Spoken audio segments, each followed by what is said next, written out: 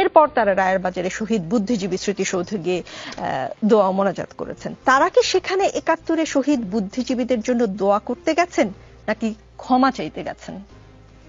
তার আগে আসেন, আমি রমিন ফারহানা আপাকে ধন্যবাদ জানাচ্ছি অবজেক্টিভ হওয়ার জন্য। ওনার আজকের এই কথাটা ইজ ভেরি পজিটিভ এবং I am accepting her statement with good grace and also appreciating her. এই জন্য যে আসলে পরাজয় থেকে তো আপনাকে শিক্ষা নিতে হবে। আরেকজনের উইকনেসের উপর ভিত্তি করে তো আপনার স্ট্রেংথ ডেভেলপ করতে পারবেন না। You must stand on your own strength. আমি যদি আমার নিজের স্ট্রেংথের উপর দাঁড়াতে না পারি, আরেকজনের উইকনেসের উপর দাঁড়াতে যাই, সে যদি সবল হয়ে যায় তখন আমি কি করব? So that is the dichotomy in Dhaka university, also in Jahangirnagar university. আমি ছাত্রদলের ভাইয়েরাও কিন্তু আমাদের ছোট ভাই। We love them, we like them. আমরাও তো চাই তারা লেখাপড়া করুক, তাদের একাডেমিক ক্যারিয়ার হোক, এক্সট্রা কারিকুলার অ্যাক্টিভিটিস হোক, রেগুলার স্টুডেন্ট হোক। তারপরে ছাত্রদের অবশ্যই ছাত্ররা তাদেরকে লাইক করবে। আপনি খুঁজে দেখেন তো, নানান রাজনৈতিক কেমিস্ট্রি করছেন, রেজাল্টের দিকে খুঁজে দেখেন তো, যারা প্রার্থী ছিল তাদের একাডেমিক রেজাল্ট কি দেখেন। অনার্সে কত সিজিপিএ পেয়েছে, মাস্টার্সে কত সিজিপিএ পেয়েছে, আর যারা ভিপি হয়েছে, যারা জিএস হয়েছে, যারা এজিএস হয়েছে, তারা একাডেমিকে কি করেছে। যদি আমি অবজেক্টিভ হতে চাই তাহলে আমাকে তো এগুলো দেখতে হবে।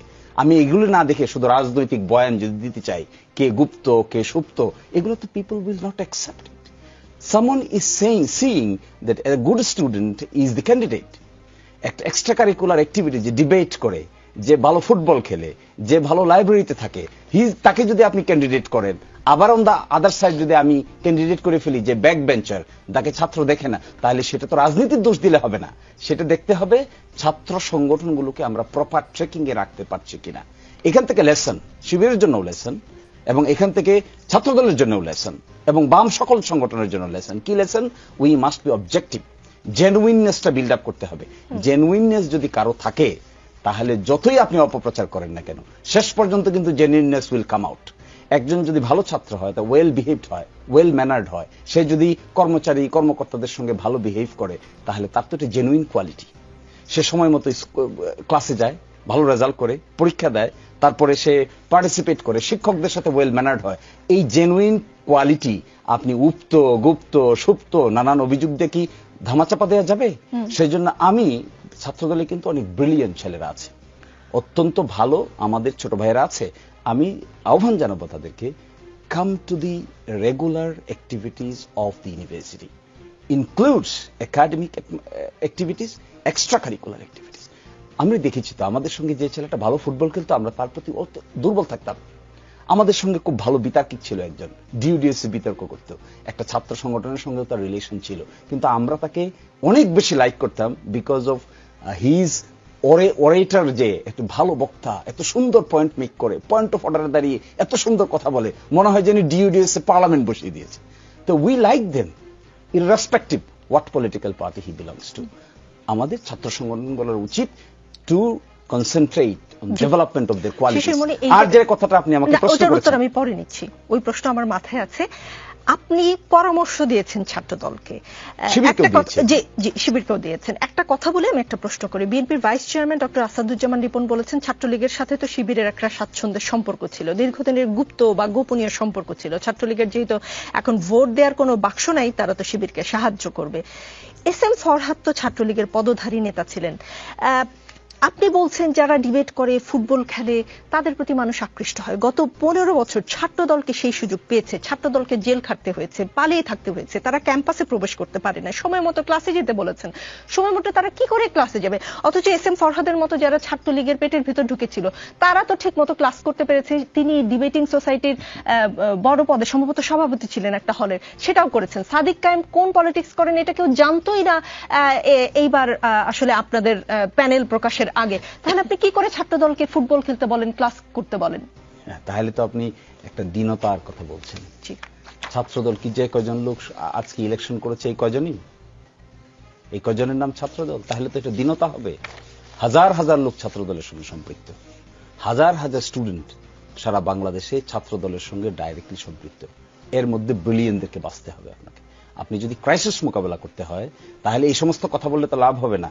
এই রাজনৈতিক দলের কিছু কিছু ব্যক্তিবর্গ এমন সব কথা বলেন যা নাকি বিশ্ববিদ্যালয়ের ছাত্রদের প্রতি টিজিং এর সমতুল্য। বিশ্ববিদ্যালয়ের ছাত্ররা ভোট দিচ্ছে, কাকে পছন্দ হবে তাকে দিবে, যাকে পছন্দ হয় না তাকে দিবে। আমি যদি গিয়ে বলি যে এটা হলো এই কারণে দিয়েছে, এটা হলো গুপ্ত, এটা হলো সুপ্ত, তাহলে যে যে যে গার্ল তার ভোট নিজে স্বেচ্ছায় সজ্ঞানে কাস্ট করেছে তিনি ইনসাল্টেড হবেন না? যে বয় নিজে স্বেচ্ছায় সজ্ঞানে 8টা থেকে লাইনে দাঁড়িয়ে তার ভোটটা কাস্ট করেছে তাকে আপনি ইনসাল্ট করছেন না? এই জন্য আমাদের অসুবিধাটা কোথায় বোঝার, অসুবিধাটা হলো ইয়ুথফুল এক্সুবারেন্স, যেটা তারুণ্যের যে উত্তাল তরঙ্গটা, এটা আমরা বুঝতে চাই না। আমরা আমাদের মতো সমীকরণ দাঁড় করাই, এই সমীকরণ দাঁড় করে একটা ব্লেম দেই, ওকে বলে এই ক্যাটাগরি, তাকে বলে ওই ক্যাটাগরি, সে হলে এই ক্যাটাগরি। এগুলো দিয়ে কিন্তু পরিস্থিতির উন্নয়ন হবে না। এগুলাই তো ছিল 5th অগস্টের ব্যাকগ্রাউন্ড। আপনি তো এভাবে কাউকে ব্লেম করতে পারেন না। 14,000 পিপল ভোটেড ফর হিম। আমরা এখানে ক্যাটাগরি করতে পারি? আমাদের তো দেখতে হবে কেন 14,000 ভোট একজন ছেলেকে দিল, কি কোয়ালিটি ক্যাপাসিটি তার মধ্যে আছে, এটা না ইনকোয়ারি করার বিষয়। এটা যদি আমরা ইনকোয়ারি না করে কোন ভোটার তাকে কি কারণে ভোট দিল তাদেরকে ব্লেম করি, will B a democratic atmosphere? এটাকে আমি ডেমোক্রেটিক অ্যাটমসফিয়ার বলতে পারবো? শিবির করে ধরেন 500 লোক, 1000 লোক, ছাত্রদল করে না 1000 2000 লোক। শিবিরের মধ্যে যদি 10টা লোক ব্রিলিয়ান্ট থাকে, ছাত্রদলের মধ্যে 20টা লোক ব্রিলিয়ান্ট থাকবে না? অবশ্যই থাকবে, থাকবে না কেন? এবং তারা তো বিশ্ববিদ্যালয় কম্পিটিটিভ পরীক্ষায় তারা এখানে জয়েন করেছে। আমাদের সঙ্গে ভালো ভালো ছেলেরা ছাত্রদল করেছে, আমরা শিবির করতাম, তারা ছাত্রদল করতো, অনেক ব্রিলিয়ান্ট লোকেরা ছিল। তাদেরকে আমরা নেতৃত্বে তুলে আনতে পারবো না? এখন আছে না? নিশ্চয়ই অ্যাপ্লাইড কেমিস্ট্রি ডিপার্টমেন্টে আছে, নিশ্চয়ই ফিজিক্স ডিপার্টমেন্টে আছে, নিশ্চয়ই আপনি খুঁজে দেখবেন ইংরেজি, ল এবং ইকোনমিক্স ডিপার্টমেন্টে আছে। Pick them. ব্রিলিয়েন্সির রাজনীতিটা করতে হবে, ব্লেমেন না, তাহলে ইউ উইল লুজ। শিশিরমণি, সেই প্রশ্নটা মনে আছে আমার, তারা কি সেখানে 71 শহীদ বুদ্ধিজীবীদের জন্য দোয়া করতে গিয়েছিল না ক্ষমা চাইতে গিয়েছিল? আপনার এই প্রশ্নটা কিছুটা হাস্যকর এবং কিছুটা মনে হচ্ছে অপ্রাসঙ্গিক। আপনি হাস্যকর ভাবে উত্তর, আমি হাস্যকর ভাবে উত্তর দিব। আপনার এই প্রশ্নটার খুব প্রাসঙ্গিকতা আছে বলে মনে হয় না। ডাকসু নির্বাচনে তারা ইলেক্টেড হয়েছে, তারা জুলাই এদের কবর জিয়ারত করতে গিয়েছে, শহীদ বুদ্ধিজীবীদের কবর জিয়ারত করতে গিয়েছে। সেটা কি পাশে ছিল বলে, মানে না হলে যেত না, এরকম কিছু? এখন আপনি এটাকে কিভাবে ইন্টারপ্রিট করবেন? ধরেন একটা গ্লাসে অর্ধেক পানি আছে আর অর্ধেক খালি আছে, আপনি দেখছেন অর্ধেক খালি আছে, আমি তো দেখছি অর্ধেক ভরা আছে। আমি কিছুই দেখছি না, আমি দৃষ্টিভঙ্গির বিষয়। এই যে প্রশ্নটা করেছেন, এটা হলো আপনার দৃষ্টিভঙ্গির বহিঃপ্রকাশ ঘটেছে। এখানে আছে বলে যেত না, এখানে আসে বলে যেত। Is it a fallacy? Can it be argued? What should be the argument? Argument should be, তারা ইয়াং টকবগে ছাত্র, ঢাকা বিশ্ববিদ্যালয়ের অধিকাংশের ভোটে ইলেক্টেড হয়ে যাওয়ার পরে দে পেইড দেয়ার অ্যাটেনশন বুদ্ধিজীবী কবরস্থানে, দে পেইড দেয়ার অ্যাটেনশন। এটা তো আমাদের আপনাদের এই ধরনের কোয়েশ্চেন করার চাইতে we should appreciate it, because they have taken a very positive, innovative, creative initiative. তাহলে কি 71 নিয়ে শিবিরের বা জামায়াতের পলিসিতে কোনো পরিবর্তন হয়েছে? শিবির আপনার চোখের সামনে কি করছে দেখেন না? আপনার এবার ইনক্লুসিভ কি প্যানেল দিয়েছে তারা? ঢাকা বিশ্ববিদ্যালয় ইনক্লুসিভ প্যানেল দেয়নি তারা? ঢাকা বিশ্ববিদ্যালয় অনেকে বলছেন যে শিবিরের জয়ের পিছনে this is one of the reason. আমি অনলাইন একটা অ্যানালাইসিস দেখেছি। সেই অ্যানালাইসিসটা কি? একজন বলেছেন যে তারা তাদের প্যানেলে নারীদেরকে নিয়েছেন, তারা তাদের প্যানেলে আরো মাইনরিটি কমিউনিটির লোকদেরকে নিয়েছেন, তারা inclusive, positive, creative atmosphere create করার চেষ্টা করছেন। আমি আপনি এটাকে বিভিন্ন অ্যাঙ্গেলে দেখতে পারি, but I find this approach is a positive, innovative and inclusive approach. Students should behave like this. এখন তারা ডাকসুতে এসেছে, এখন দেখতে হবে বাকি 1 বছর কি ধরনের অ্যাটমসফিয়ার তারা ক্রিয়েট করে, কি ধরনের প্রোগ্রাম তারা নেয়, যারা হেরেছে, জিততে পারে নাই, তাদের প্রতি কি অ্যাটিটিউড তাদের হয়, তাদেরকে কিভাবে তারা ইনক্লুড করেন, এখানে নারীদের সঙ্গে কি ধরনের ব্যবহার করেন, শিক্ষকদের সঙ্গে কি ধরনের ব্যবহার করেন, বসগিরি করেন নাকি ফ্রেন্ডশিপ করেন। That will determine their fate. আমাদের এখন উচিত তাদেরকে ইন্সপায়ার করা, to behave like a student, not like a boss. আমি কিন্তু আসলে আমার মনে হয় না আমি সরাসরি প্রশ্ন উত্তর পেয়েছি। আমি সরাসরি প্রশ্নটা করে ব্যারিস্টার রুমিন ফারহানার কাছে গিয়ে আমি উত্তর নিব। 71 ভূমিকার জন্য ঘুরিয়ে পেঁচিয়ে নয়, যদি কিন্তু দিয়ে নয়, সরাসরি সরি বলবেন কিনা, এবার সেই পলিসিতে পরিবর্তন এসেছে কিনা। আমি আসছি আপনার কাছে। ব্যারিস্টার রুমিন ফারহানা, মেধাবীরা ছাত্র দলে পছন্দ করে না, তাহলে মেধাবীরা নাই কেন ছাত্র দলে? ডাকসুতে ছাত্রীরা ভোট দিয়েছে শিবিরের প্যানেলকে, ছাত্রী হলগুলোর ভোট দেখলে বোঝা যায় ছাত্রীদের কেনই আস্থা শিবিরের প্রতি, ছাত্র দলের প্রতি আস্থা নেই তাহলে ছাত্রীদের।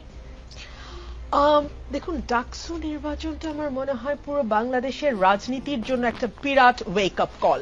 এটা ওয়েক আপ কল এই কারণেই যে দীর্ঘদিন আমাদের রাজনীতির ময়দানে একটা বয়ানের খুব শক্ত আধিপত্য ছিল যে ঢাকা বিশ্ববিদ্যালয় এমন একটি উদারপন্থী এবং এমন একটি অসাম্প্রদায়িক মুক্তমনা অঙ্গন, সেই অঙ্গন কখনো শিবির বা জামায়াতের মতন সংগঠনকে মেনে নেবে না। কিন্তু এই ন্যারেটিভটাকে দুমড়ে মুচড়ে দিয়ে জামায়াতের প্যানেল, শিবিরের প্যানেল ল্যান্ডস্লাইড ভিক্টরি পেয়েছে। সো আমার মনে হয় বাংলাদেশের রাজনীতিতে it's a big wake up call, এবং এটা একটা চমৎকার টেস্ট কেস হতে পারে, যেটা নিয়ে পলিটিক্স যারা করেন, পলিটিক্যাল অ্যানালিসিস যারা করেন, পলিটিক্স নিয়ে যারা ভাবেন, চিন্তা করেন, বয়ান তৈরি করেন এবং তার মতো করে বিশ্লেষণ করেন, তাদের কিন্তু একটা বিশ্লেষণের ক্ষেত্র আছে।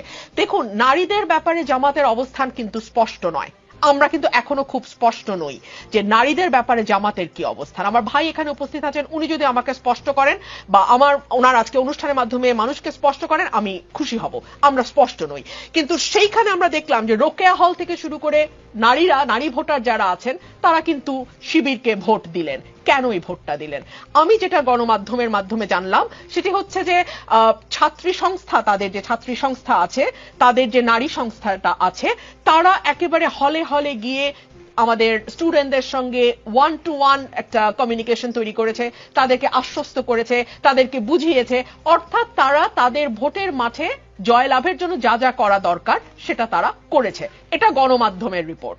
সো এটা যদি হয়ে থাকে তাহলে আমাদের একটা জিনিস বুঝতে হবে যে রাজপথে আমরা যতই স্লোগান দিয়ে লম্বা মিছিল করি না কেন, 1-to-1 কানেকশন বা কমিউনিকেশন ভোটের মাঠে ভীষণ জরুরি। সে কারণে আমি কিন্তু আমার এলাকাতে যখন ভোটের আলাপ হচ্ছে, আমি কিন্তু বড় বড় সমাবেশ করছি, আপনারা নিশ্চয়ই লক্ষ্য করছেন। একই সঙ্গে আমি আবার প্রতি সপ্তাহে বাজারগুলাতে যাচ্ছি, বাজারগুলাতে গিয়ে চা খাচ্ছি এবং দেখছি যে সাধারণ মানুষ কি বলতে চায়, সাধারণ মানুষ তাদের সমস্যার কথা আমাকে খুলে বলছে। আমি কি করছি? বাড়িতে চলে যাচ্ছি। বাড়িতে চলে গেলে মা বোন যারা হয়তো জনসভায় আসছে না, মিছিলে যাচ্ছে না, বাজারে চা খেতে দাঁড়াচ্ছে না, তারা কিন্তু আবার তাদের বাড়ির উঠানে বসে আমাকে বলছে, মাগো গ্যাসটা যদি না হয়, ব্রাহ্মণবাড়িয়ার গ্যাস ছাড়া বাংলাদেশে যায়। অর্থাৎ তাদের রান্নাঘরের সমস্যাটা কিন্তু আমি জেনে যাচ্ছি।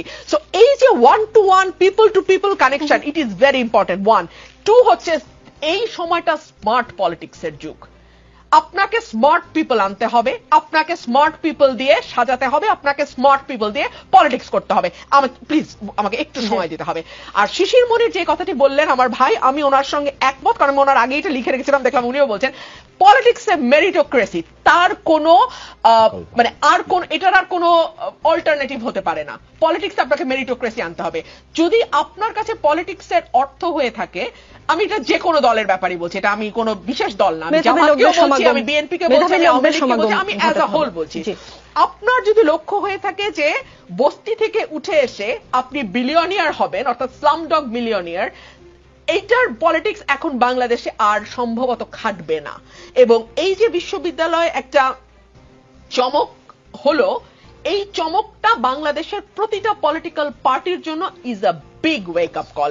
যে আপনি যদি পিপল টু পিপল কানেকশন তৈরি করতে পারেন, আপনি যদি মেরিটোক্রেসিকে প্রাধান্য দেন, আপনি যদি মানে উত্তর দক্ষিণ বা অমুক ভাই তমুক ভাই, তুমি আমার আমি তোমার, এই পলিটিক্সের বাইরে গিয়ে যদি আপনি আর একটু ব্রডার পার্সপেক্টিভে পলিটিক্সটাকে দেখতে না পারেন, আপনি যদি বয়ানের পরিবর্তে পাল্টা বয়ান তৈরি করতে না পারেন, এবং যারা আপনার বয়ান তৈরি করে দিচ্ছে তাদেরকে দলে যথাযথ মূল্যায়ন করতে না পারেন, তাহলে এই ভরাডুবি জাস্ট শুরুই হলো।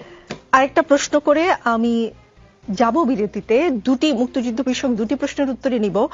ব্যারিস্টার রুমিন ফারহানা, ডাকসুর মুক্তিযুদ্ধ বিষয়ক সম্পাদক পদটাও কিন্তু শিবির সমর্থিত জোটের ঘরে, কেমন করে কিভাবে? কারণ এটি নিয়ে আসলে ডাকসু নির্বাচনের আগে আপনারা এক ধরনের বয়ান তৈরি করার, আপনারা মানে আমি ছাত্র দলের কথা বলছি, এক ধরনের বয়ান তৈরি করার চেষ্টা করেছিলেন। এখানে চন্দ্রদীপ নামে একজনের একটি মন্তব্য পড়ে শোনাতে চাই।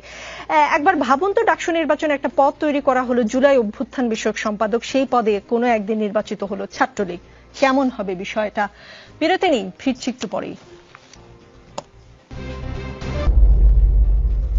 দেখছেন রাজনীতি, আমাদের সঙ্গে শিশির মনির আছেন। শিশির মনির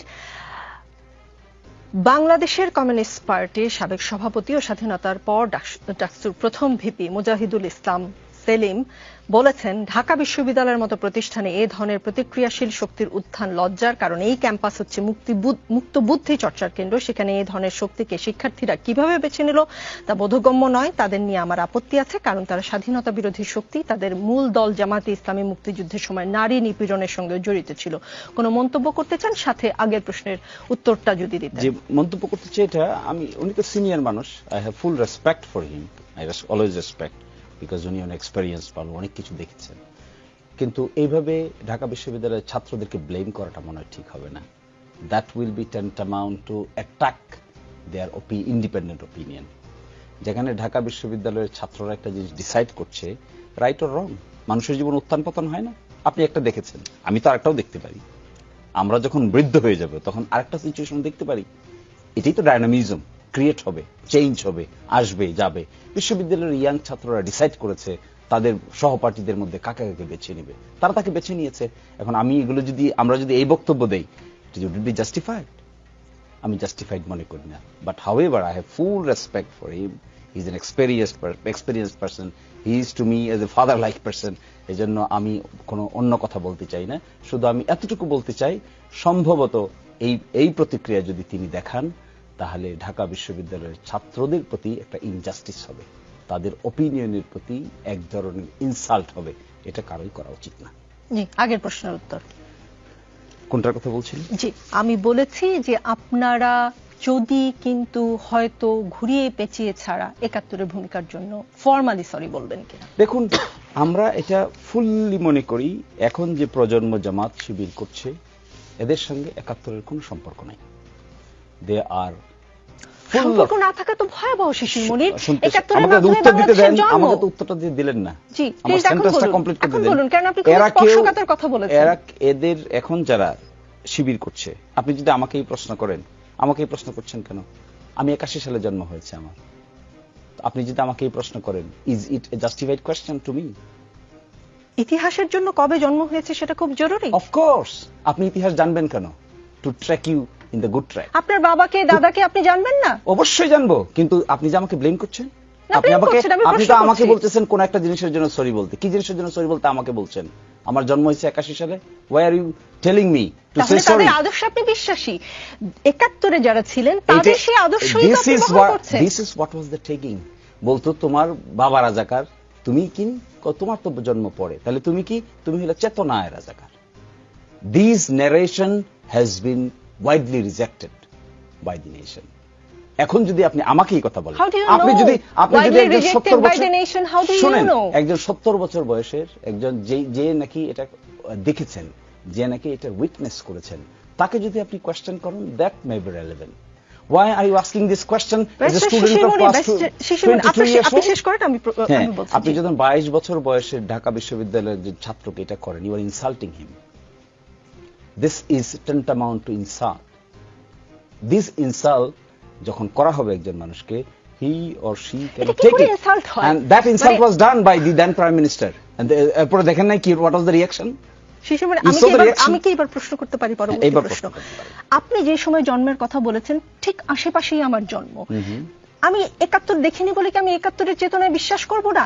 বাংলাদেশের জন্ম হয়েছে ৭১-এর মাধ্যমে, আমি ৭১ বিশ্বাস করব না? আমি আমার বাবাকে দাদাকে অস্বীকার করব? আমার জন্ম আমার বাবার মাধ্যমে, আমি অস্বীকার করব? Is it your question done? হ্যাঁ, let me answer. আপনি বিশ্বাস করবেন না করবেন এটা তো প্রশ্ন না। প্রশ্ন হলো, you are asking me to say sorry for what? Is it, did I do anything? You are saying just do something চেতনা, right? জামাত ইসলাম কিছু করেনি, ৭১-এ কিছু কোনো ভুল করেনি। ৮১ সালে জন্ম নেওয়া মানুষকে বলছেন কেন? আপনি তো জামাত ইসলামের বিশ্বাসে, আদর্শে বিশ্বাসী। If it is so, then the answer is Jamaat Islami as of today repeatedly attempted to express their opinion what they did in 1971, and repeatedly, and even if it has been said repeatedly, the people like you is again asking the same questions. What would be his perception then? আমি বুঝতে পারছি না। ইংরেজিতে বলেছেন তো, ইংরেজিতে এমনিতেও আমি কম বুঝি, একটু বুঝিয়ে বলবেন কি জামাত ইসলাম কি আসলে ফর্মালি সরি বলেছে কখনো? আপনি মনে হয় এই বিষয়টা সম্পর্কে ওয়াকিবহাল না। আপনি নাগরিকত্বের মামলা সম্পর্কে ওয়াকিবহাল? জি, অবশ্যই। আমার জন্ম ওই সময় না হলেও আমি সেই 92 সালে নাগরিকত্বের মামলায় প্রফেসর গোলাম আজম সাহেব বাইতুল মোকাররমের উত্তর পত্রিকা খুলেন, উত্তর গেটে কি বলেছিল প্রেস স্টেটমেন্টটা দেখুন। That is formal. ফর্মাল আপনি তো ফর্মালটাকে ফর্মাল নিতে চাইবেন না, because it is not the question of formality and informality, it has now been question to some people as a just to ask the question, no objective. এর বাইরে আর কোনো objective নেই। এর বাইরে অবজেক্টিভ, এখন অবজেক্টিভ কি হওয়া উচিত ছিল? এখন অবজেক্টিভ হওয়া উচিত ছিল how to reconstruct the nation with positive atmosphere. এটা না করে আমরা কি অ্যাটমসফিয়ার ক্রিয়েট করতে চাচ্ছি? বাইতুল মোকাররমের গেটের সামনে যে কথা হয়েছে সেটা নিয়ে আমার একটা প্রশ্ন আছে। আমি ইসলাম সম্পর্কে আপনাদের মতো হয়তো অত বেশি জ্ঞান নেই, কিন্তু আমার যতদূর জ্ঞান আছে আমি জানি কখনো যদি কেউ জুলুম করে কারো উপরে, যে ভিকটিম, সে ক্ষমা না করা পর্যন্ত আল্লাহও ক্ষমা করে না। বাংলাদেশের মানুষ কি জামাতে ইসলামের ৭১-এর ভূমিকার জন্য ক্ষমা করেছে? আপনারা ক্ষমা চেয়েছেন, বাংলাদেশ কি আপনাকে ক্ষমা করেছেন? Is it your issue today or allotted all of your time for this purpose? No, it is not my issue. কিন্তু আপনি স্পর্শকাতর কথা বলেছেন বলে আমি প্রশ্ন করছি একের পর এক। হ্যাঁ, এই যে প্রশ্নগুলো করছেন আপনি, এই যে কথাটা এখন বলছেন, এই কথাটার what is the relevancy now? You are creating the relevancy by yourself in the way that we are discussing in the Dhaka election. ওই ছেলেরা ওখানে গিয়েছে, গিয়ে এটাও জিয়ারত করেছে, এটাও জিয়ারত করেছে। This is the question, this is your root question. And again you are asking the same question repeatedly. আমি পরিষ্কার হতে চাচ্ছি যে এই প্রশ্নের উত্তর আমি পাইনি, সেই প্রশ্ন আমি বারবার করব। সেই প্রশ্নের উত্তর তো বারবার আপনাকে দেওয়া হচ্ছে, কিন্তু আপনি নিতে পারবেন না এটা, because you have certain sort of bias. আমি মুক্তিযুদ্ধের প্রতি বায়াসড। শিশির মনির, আপনি যদি বলেন আমি মুক্তিযুদ্ধের প্রতি We বায়াসড। also. আপনি বায়াস, আমরা বায়াস না? আপনি কি আমরা যখন ডেমোক্রেটিক অ্যাটমসফিয়ারের কথা বলি, আমরা যখন মুক্তিযুদ্ধের চেতনার কথা বলি, আমরা যখন মানবিক সাম্য, মানবিক মর্যাদার কথা বলি, আমরা যখন ডেমোক্রেসির কথা বলি, ফ্রি ফেয়ার এনভায়রনমেন্টের কথা বলি, রুল অফ ল এর কথা বলি, ট্রান্সপারেন্সি অ্যাকাউন্টেবিলিটির কথা বলি, is this not our biasness? This are our biasness. And এই প্রিন্সিপাল কোত্থেকে আসছে? এই প্রিন্সিপাল গুলো আসছে 72 কনস্টিটিউশনে। 72 কনস্টিটিউশন কিভাবে আসছে? ফ্রম 71 এর পরে নতুন রাষ্ট্র গঠন প্রক্রিয়ার মধ্যে এগুলো প্রিন্সিপাল হিসেবে আইডেন্টিফাই হয়েছে। That we are advocating each and every day with sincerity, with commitment. আমাদের লাইফ এবং স্টাইল খুঁজে দেখেন, আমাদের জীবনে কোনো করাপশন খুঁজে পাবেন কিনা, আমাদের জীবনে কোনো হিপোক্রেসি খুঁজে পাবেন কিনা, আমাদের জীবনে এমন কিছু খুঁজে পাবেন কিনা যে আমরা বলি একটা করি আরেকটা, আমাদের জীবনে কোনোদিন কোনো তসরুফের সঙ্গে যুক্ত আছি তা খুঁজে পাবেন কিনা। Is this not the sentiment of 71? মানবিক সাময়িক মর্যাদার, মানবিক মর্যাদার মধ্যে এগুলো পড়ে না? ট্রান্সপারেন্সি অ্যাকাউন্টেবিলিটি পড়ে না? ডেমোক্রেসি পড়ে না? ফ্রি ফেয়ার এনভায়রনমেন্ট পড়ে না? Liberty, right to life and liberty পড়ে না? That we are advocating for this. তাহলে আপনাকে মুখে মুখে শুধু বললেই কি হবে, না ওয়ার্ক গুলো করতে হবে? আপনারা কাজে প্রমাণ করতে চান। আমি মনে হয় খানিকটা উত্তর পেয়েছি। ব্যারিস্টার রুমিন ফারহানা, বিএনপি তো মনে হয় জাতীয় নির্বাচনের পর কে কোন মিনিস্ট্রি পাবে সেটাও হিসাব করে ভাগ করে একদম ফেলেছিল।